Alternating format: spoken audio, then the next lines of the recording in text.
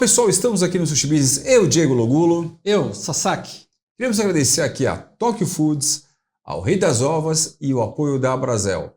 Estamos aqui com o Minho, Gastrominho, influencer aqui da comida oriental. Bem-vindo ao programa.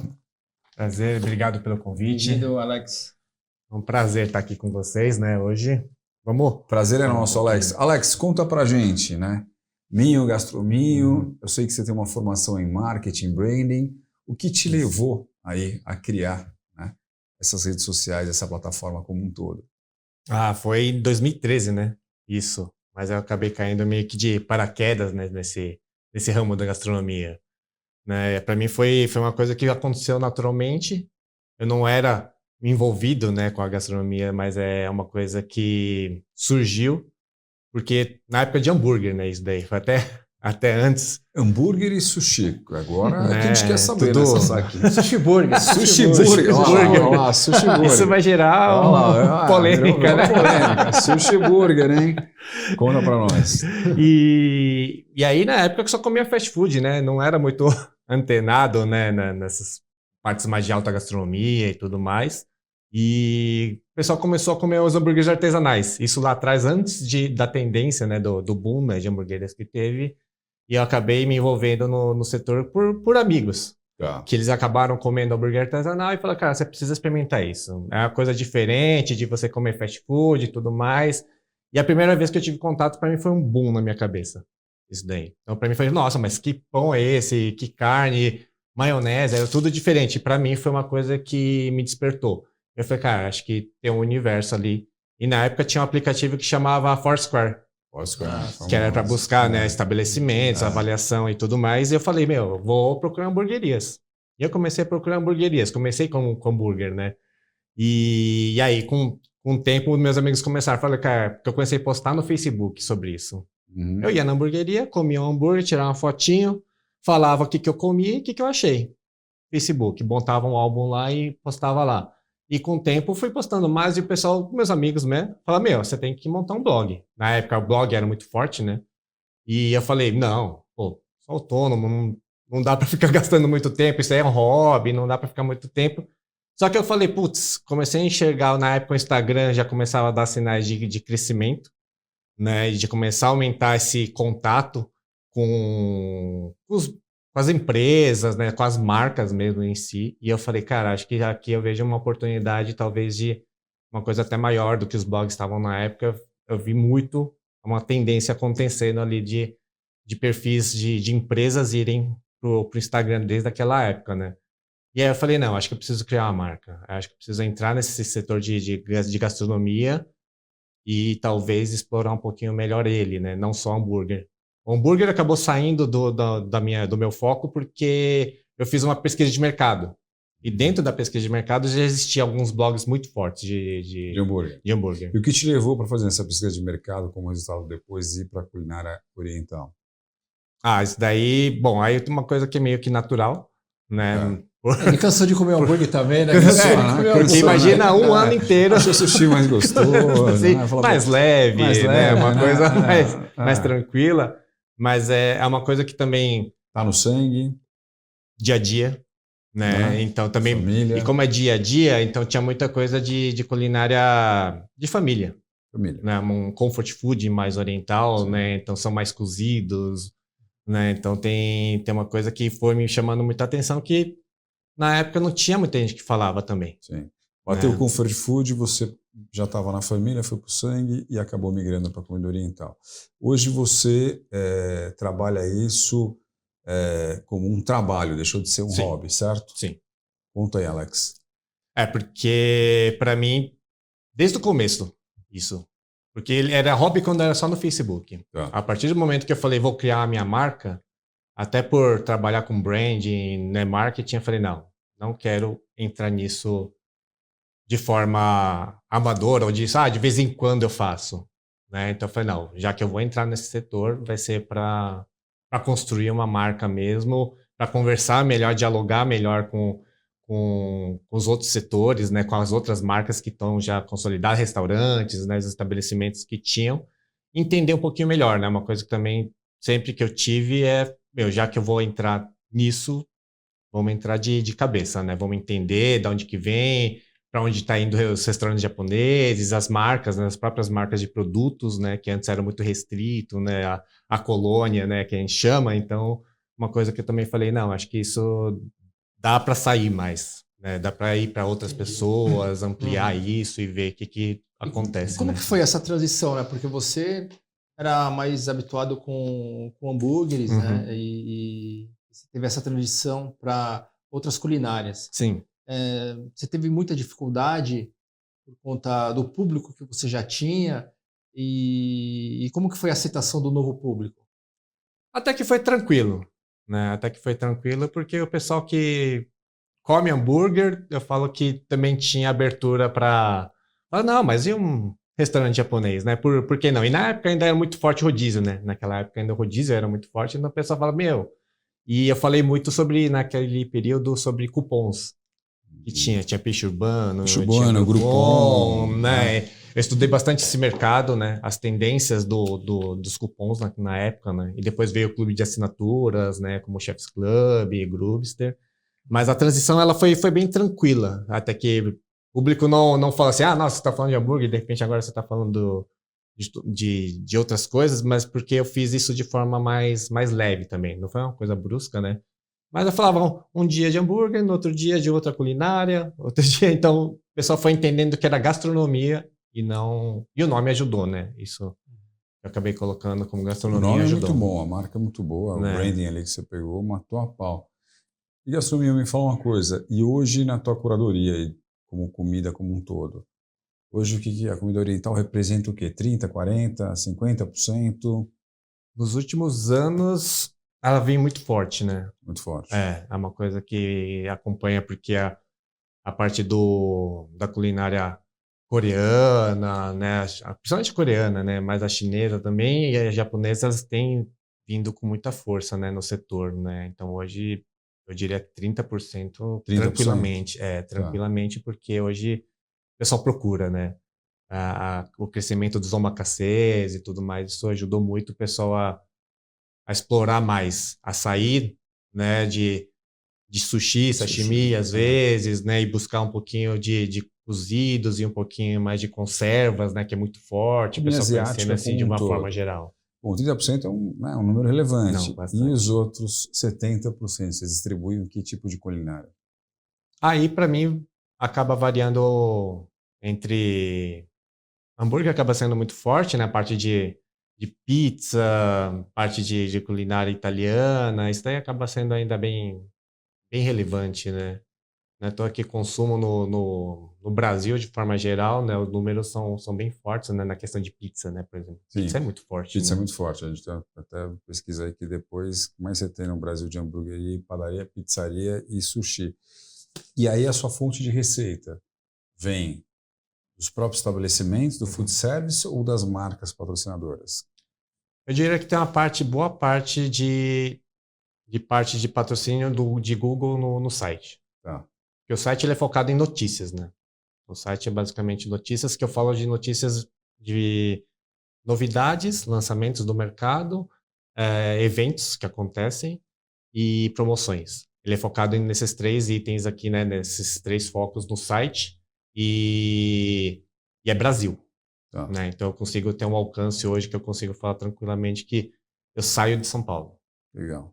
Não fisicamente, mas as minhas notícias eles acabam atingindo o Brasil porque eu recebo pautas do Brasil inteiro, né? Então isso me gera muito volume lá no site. Consequentemente tem os cliques do Google que também monetizam diretamente. Assim. Muito bacana. Dentro do seu portfólio, você falou que mais ou menos 30% é culinária oriental, né? Uhum. Está tendo um boom da culinária asiática, coreana também. Sim. Mas também a culinária japonesa, ela acompanha, porque além do sushi, tem, né, tá entrando os ramens, né? Bastante izakayas também. Então, essa fatia, né, dentro da culinária asiática, a japonesa, ela está acompanhando a coreana, por exemplo. termos de crescimento? Eu diria que sim. Eu diria que sim, exatamente pelo que você citou, né? Essa curiosidade em torno, principalmente da culinária quente japonesa, isso para mim é visível, assim, como o pessoal procura e às vezes o pessoal fala assim, ah, não, mas tá só por frio, né, na questão do lamen, essas coisas, não é.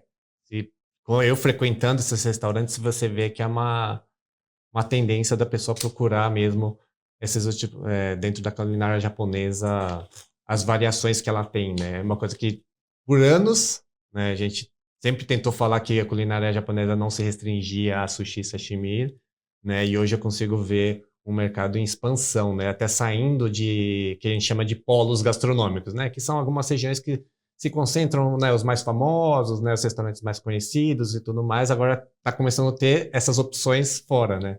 Que eu falo que são ali nas periferias ali, nas né, periferias, desse Nível polo. nacional, você disse que é nível nacional ou mais São Paulo? Por enquanto, mais São Paulo. Mas São eu começo Paulo, São Paulo a ver... interior, você fala. Sim. Eu comecei a ver também algum movimento de interior também mexer um pouquinho nessa parte de omakase, você começa a ver lamen. Eu vi algumas coisas em Curitiba, tem crescido bastante. Então, Curitiba é uma área que eu Curitiba e vejo São bastante. Paulo são tendências sempre paralelas, né, gastronômicas. Sim, né? Acho que você deve ter percebido isso. Muito legal. E pelo ponto de vista, novamente, que eu te falo, de anunciante, né, que é o que você sobrevive. Sim, preciso. Né, por isso. Né? Você vê as marcas engajadas nisso, as marcas elas apostam nessa mídia. Como é que você vê hoje, né, a exposição da marca no teu próprio veículo que tem hoje no mercado? É um lado de confiança, né?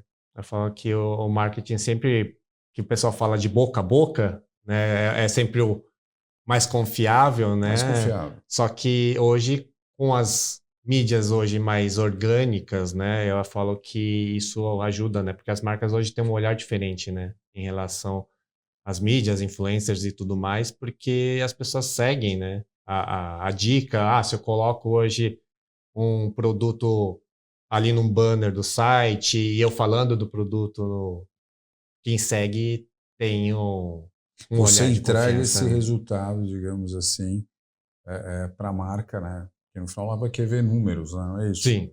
É isso que ela quer ver, né? Ela quer que mude, né, a procura. A procura ou a percepção, né? mas muitas vezes a quantidade não é a qualidade. Sim. Né? Como é que você parametriza isso hoje no teu conteúdo? Como você diz, Você às vezes a pessoa está lá impulsionando para ter milhões de seguidores, sim. Porém tem lá, mas o foco, o cara não é tão gastronômico, o cara tem outros hobbies, digamos assim. Você tem que entregar ali uma segmentação, e no mundo da gastronomia você tem uma diversidade muito grande. Sim. Como é que você parametriza isso para o teu anunciante, digamos assim? É que eu falo que eu criei um valor agregado na minha marca.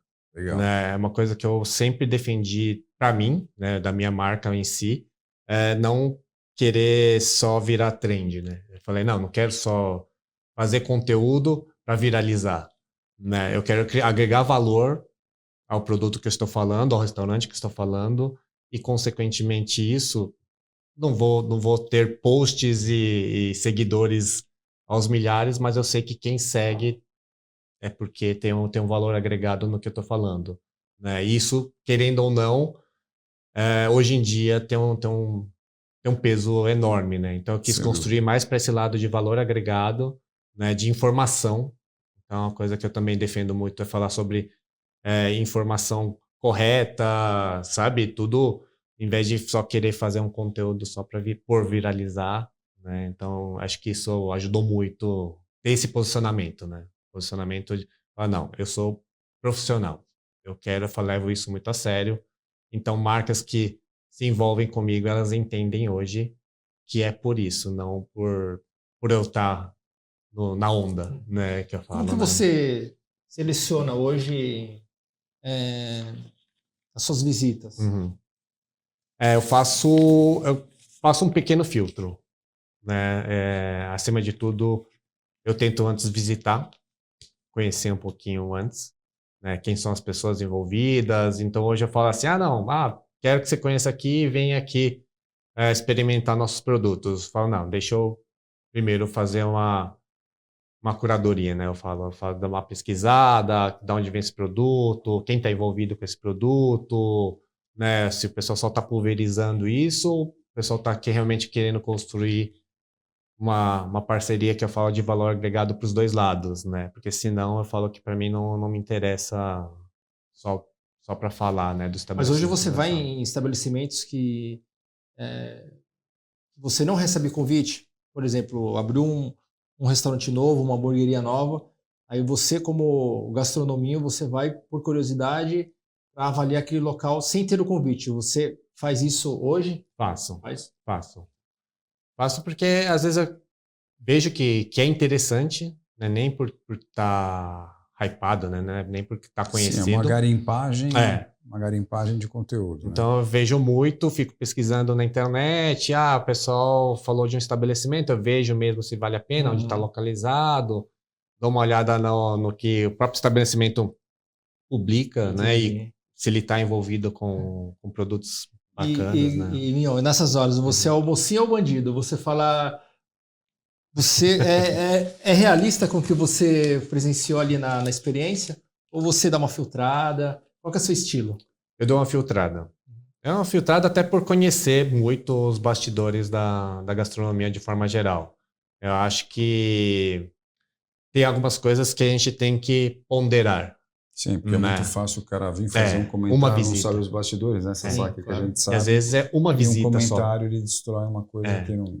E às vezes você sabe que são seres humanos que estão ali na cozinha, são seres humanos, né, que, você não sabe o dia a dia da pessoa e acontece, né? Acho que qualquer profissão você tem isso, né? Tipo, você não acordou legal, tá doente, faltou o chefe. Porque não é só o dono do restaurante, né? Tem o gerente, tem o cozinheiro, tem o garçom, então passa por vários... Todo mundo. Passa em muitas mãos antes de chegar o prato até a sua mesa, né? Então, para mim, assim, tem muita coisa que eu dou feedback direto para o restaurante. Eu falo, olha, isso aqui dá para melhorar aqui, poderia ser assim, aconteceu isso, e eu deixo na mão. E assim, uma coisa que eu deixo claro para quem me segue é assim, se eu fui, não gostei, não vai pro feed. Então, também não vou Então você só falar publica assim, o que você gostou. O que eu achei interessante para as pessoas seguirem o conteúdo, né? E me fala uma coisa, voltando aqui ao culinária oriental japonesa. Hoje você consegue ter uma percepção de falar os pratos japoneses mais consumidos do momento? Você consegue ter essa percepção até para vivenciar o front ali diariamente? Pontuar, assim, com certeza, mas eu não diria com tanta certeza assim, né? Mas você vê que tem uns momentos que o pessoal começa a consumir mais, que aí são períodos específicos, né? Do ano, tempo... Tipo? Lamen, vamos lá. Mas no inverno. Fez um friozinho, não precisa nem ser outono e inverno. Fez um friozinho e o tempo de São Paulo é maluco, né? Mas você vê que fez um friozinho. E o sushi, faça frio, faça sol. Isso é uma coisa mais geral. Você mesmo sendo 30%, mas você não acha isso... O próprio case, digamos assim, a culinária japonesa no Brasil é um case, de certa forma. Né? Muito. Diferente ao resto do mundo, né? Você fala, pô... Eu acho que o que acontece aqui, em termos de culinária japonesa, é extremamente relevante, né?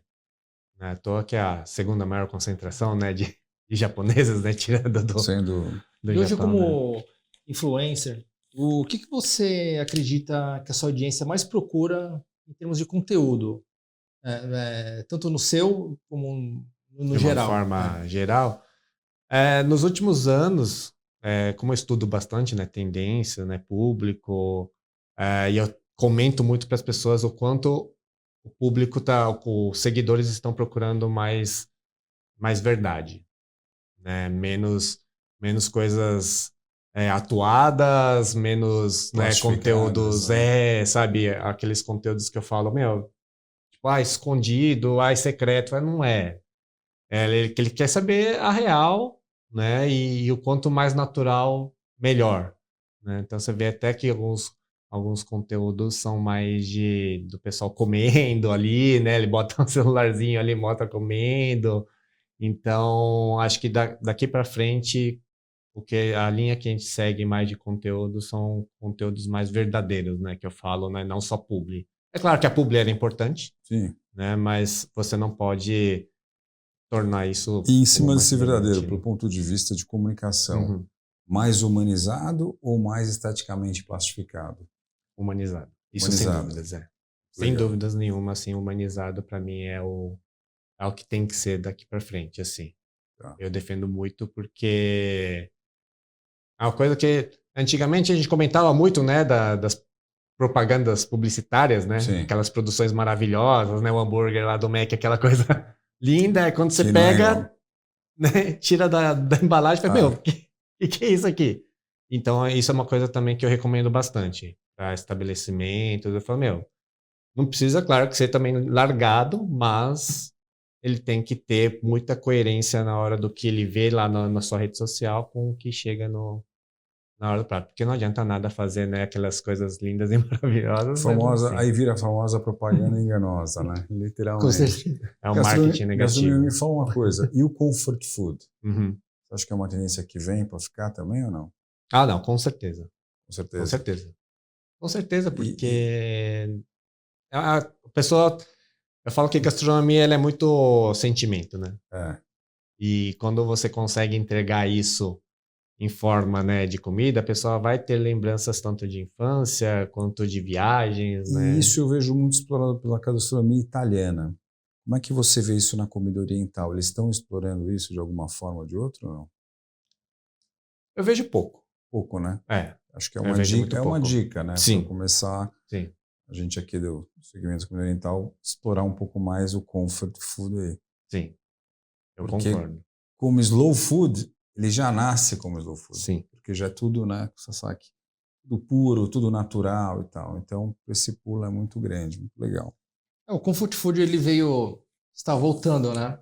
Porque a culinária novamente estamos se reinventando, né? E dentro desses parâmetros, como que você enxerga hoje o trabalho de influencer, né? Vocês têm que se reinventar também. Hoje você vê muitos chefes, donos de restaurantes fazendo sua própria publicação, né?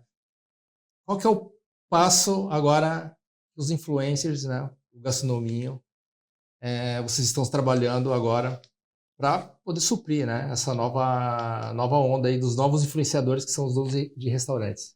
Ah, isso era uma coisa que já estava acontecendo em marcas, né? As marcas estavam apostando, ainda o pessoal chama de influencers dentro, né? Dentro da marca, né? Então eles estavam investindo, já estão investindo já faz um tempo, né? Sobre isso. E aí os restaurantes começaram a entender também que precisava entrar também nessa onda, né? E como que os influencers eles têm que entender que o mercado, principalmente na internet, ele é muito rápido, né? Então o consumo de conteúdos vai mudando muito rápido. Então se você não entender que isso precisa mudar, no meu caso, desde 2013. Então mudei várias vezes, entendendo isso. Para onde que eu tinha que ir, o que eu tinha que mostrar, o que era interessante, que o público estava procurando, se o meu conteúdo já tinha ficado já mais chato, né? Que eu falo, então o pessoal deixava de acompanhar. E hoje eu acredito muito nisso. Pivotagem. Não precisa ser mais aquele negócio só de mostrar o prato ali. Por que não mostrar mais curiosidades? Mais bastidor, né? De onde vem, por exemplo, se fala de um produto que eu acho legal, uma coisa que eu quero falar muito, assim, de produto. Tá, tem esse produto X, mas qual o processo dele chegar até aqui? Levar né? o cara até lá, né? Até Fazer lá. ele belong, pertencer, né? Estado de pertencimento, muito legal, bacana. Eu acho que é um caminho que é interessante tanto para marcas quanto para estabelecimentos, mostrar esse caminho que passa até chegar no prato, sabe? Porque o prato é legal, bacana, mas quando você agrega esse valor, para mim muda completamente a experiência, né? Você acredita que existe uma tendência nova, né? Como você como influencer, né? Pelas suas visitas nos restaurantes, você acredita que exista alguma transformação dentro da culinária no geral. E isso, você consegue trazer uma dica para os donos de restaurante, se você enxerga isso, se está tendo esse movimento? Você diz transformação em que sentido? Você diz Tipo, atendimento, experiência, ingredientes. É uma pergunta assim, bem técnica para você, Sim. né? Porque eu acredito que você frequenta bastante restaurantes. Então você deve ter um insight aí de alguma coisa que você pegou nessas visitas em restaurantes. Eu gosto de aproveitar muito a presença das pessoas aqui para entregar essas dicas, né? E feeling market teu, como profissional influencer. Sim. Você sabe que está questionando aqui, o que você angariou aí nesse não queremos pegar a receita do bolo, mas já sabe que tenta pegar a receita do bolo com os chefes, que eu adoro. Mas não é isso, mas assim, até uma dica, porque a gente é um canal de comunicação até para os restaurantes, né? Você sabe que poder pegar um serviço de uma pessoa que está no front todo dia. Eu acho que uma palavra que você falou para mim é o que vai ser daqui para frente, é a entrega da experiência. Né? E o pessoal fala, mas o que é essa experiência? Né? Porque é muito vago, né? A gente fala, é experiência. E a experiência eu falo que é desde a rede social até que ele vai sair do estabelecimento. Então, tudo que tiver nessa experiência do seu cliente, Peer-to-peer. Ele tem que contar. O estabelecimento ele tem que contar. Porque se você demora para responder um post no Instagram, um direct que a pessoa te manda, você pode estar perdendo o cliente já ali. A partir do momento que você respondeu, fez todo aquele abraço com o cliente e tudo mais, tirou as dúvidas e aí ele resolveu, escolhe seu restaurante, vou no teu restaurante, então aí tem todo o passo. Desde a hora que ele entra, ele tem o contato com a fachada, entrou, o que é o som do ambiente? Né? Então eu falo que pessoal que não conversa rede social com a experiência do estabelecimento está errado. Porque tem que conversar. O digital. É o físico e o digital ali. Porque tem que ser, porque você não tem lógica você ser super bem-humorado na rede social e quando você entra no estabelecimento, não é. Você vai para a Disney, você vai para a Disney, né? A Disney entrega tudo. Você entrega tudo, né? Então você está falando do som do ambiente, né? Você vai ter uma música, né? Vai ter uma música, então a música tem que estar condizendo com tudo que o conceito que você está falando. Até a parte que a pessoa vai vir com o prato, o aroma que tem o ambiente, é tudo. O atendimento faz parte e até a hora que a pessoa sai do seu estabelecimento. Se não, eu falo que não... Porque não tem lógica. Hoje com delivery, né, e o delivery é muito forte hoje, principalmente em São Paulo, as pessoas hoje pegam um tempo mais ou menos e já falam, não, vou pedir um delivery. Por quê? Porque eu vou sair de casa, ter esse gasto, enfrentar trânsito e tudo mais, para chegar no estabelecimento e ter uma experiência ok. Tem que ser a Disney. Tem que ser a Disney, tem que entregar o que você tem como conceito geral, né, pro consumidor, né? Senão ele não volta, né? Você não fideliza, então é uma coisa meio difícil. Muito legal, Astronomia. E aí, em cima um pouco do que o Sasaki perguntou, né, um desdobramento, você acaba também prestando uma consultoria, até pela tua formação de branding marketing, para o estabelecimento. Eu digo assim, você tem o teu papel de influencer, como um veículo de mídia, e um carimbo de qualidade. Mas ao mesmo tempo você vivencia e aspira toda essa questão. Você consegue também prestar um serviço para o restaurante? Veja bem, eu quero contratar o Gastrominho para poder me dar essas dicas, para poder melhorar a minha forma de expressar, de comunicar. Ou uma própria empresa. Você também faz isso? A coisa que eu vou entrar, eu tenho como planejamento profissional, falando, para entrar nessa parte de consultoria. 2026, então, consultoria... Já fica, né? Uma prévia, aqui, né? Um spoiler do que está por vir, mas né, eu atuo na parte de marketing e brand, né? Construção de marca, mas é uma coisa de consultoria que eu também pretendo explorar, porque eu sinto esse espaço né, de serviço, né? E você tem subsídio concreto para poder falar, porque você está ali no mercado vivenciando o dia a dia. Sim. E aí, Alex, dentro das suas visitas, qual restaurante ou qual estilo você mais gosta de fazer avaliações? Que eu gosto? Bom, gosto, se eu for falar assim, aí eu vou pro omakase. Aí Aí não tem como. De todos. Né? De todos. Entre Você tem prazer hamburgueria, mesmo italiano e tal. Pra mim é interessante pelo fato de ser, né, como o pessoal fala, que o omakase é você deixar na mão do chefe, né, e você Parabéns. deixa... Comida oriental venceu o hambúrguer. Venceu o hambúrguer. Pratos frios ou quentes, ou no geral?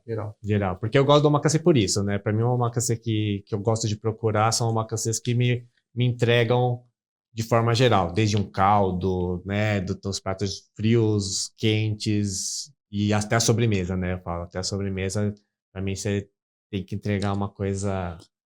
E não dá para ser um delivery também, né? Não. Tem que estar lá, presente. Não, né?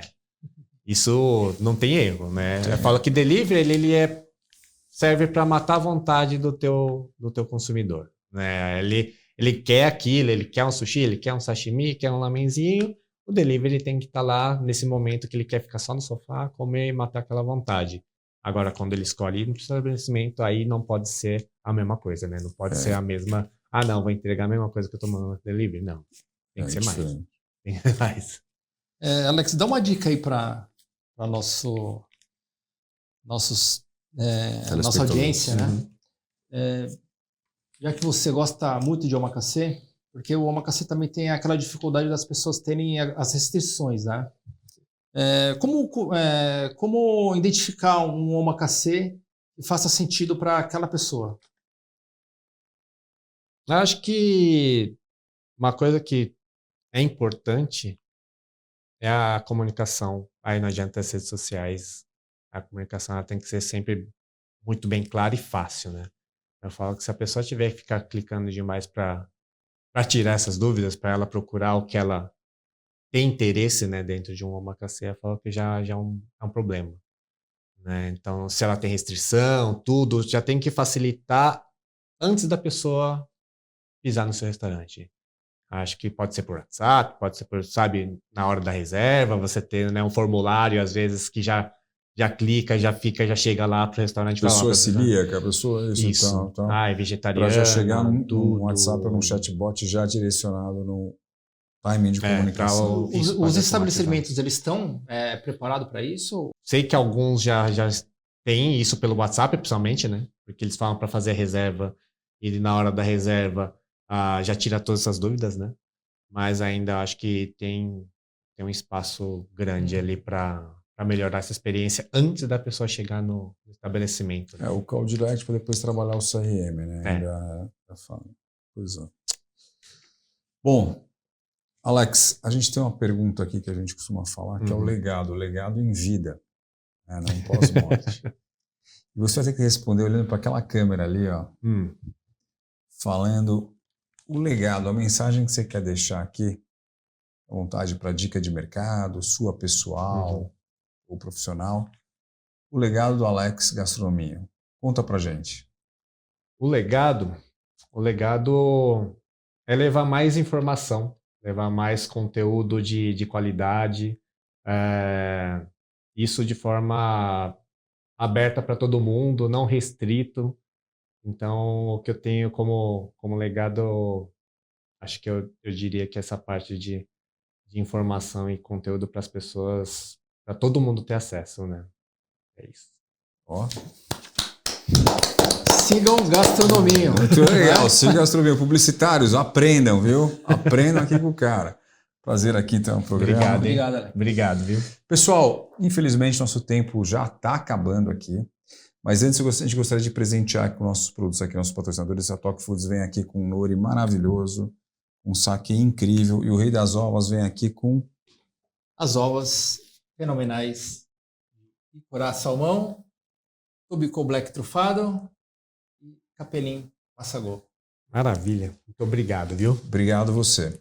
Pessoal, continue com a gente. Sushi Business tem mais aí para você. Não saiam daí. E é isso aí, gente.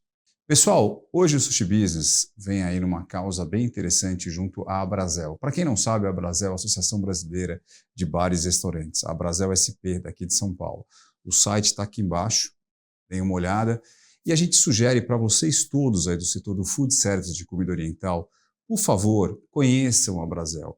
A Abrazel ela dá vários benefícios para você, dono de restaurante, entre descontos diversos aí em taxas, uma assessoria que muitas vezes você pode estar precisando jurídica, ou quem sabe aí na parte de setor de compra, de gestão. Ela tem diversas coisas aí interessantes para poder você fazer parte dela. Nós, do Sushi Business, apoiamos e, por favor, acessem o site da Brasel SP. Vale muito a pena para você.